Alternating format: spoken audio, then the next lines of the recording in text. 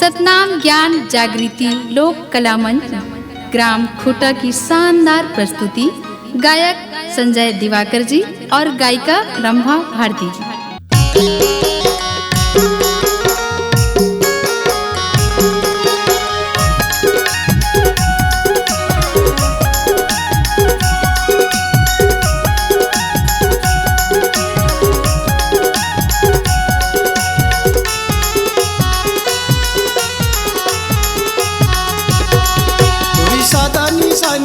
गुरु बाबा सबके झंडा लहरना तोरी सदा निशानी मां गुरु बाबा सबके झंडा लहरना ये सदे के चिन्ह गुरु बाबा ये सदे के चिन्ह गुरु बाबा सत लो खेल लाए ना तोरी सदा निशानी मां गुरु बाबा सबके झंडा लहरना तोरी सदा निशानी मां गुरु बाबा सबके झंडा लहरना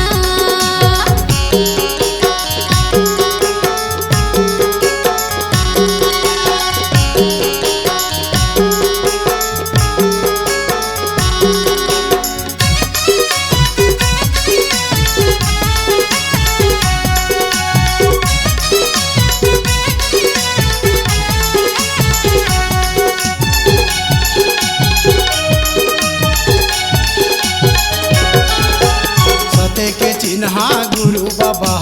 गिरतपुरी ला बताए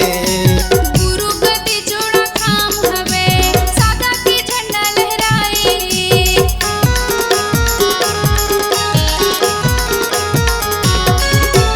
सते के चिन्ह गुरु बाबा गिरतपुरी ला बताए गुरु गति जोड़ा काम हवे सादा के झंडा लहराए ये देवरा धौरा के पेड़ मसत के ये देवरा धौरा के पेड़ मसत के महिमा बताए ना तोरी सदा निशानी मां गुरु बाबा सबके झंडा लहरना तोरी सदा निशानी मां गुरु बाबा सबके झंडा लहरना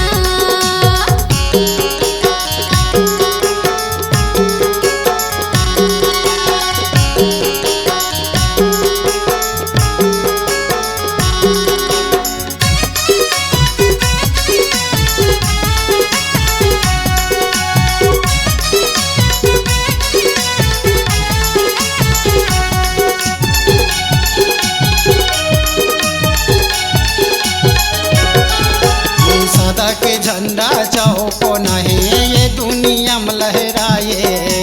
कुआपुर सारा भंडार दिला से खबरी ला थाम बनाए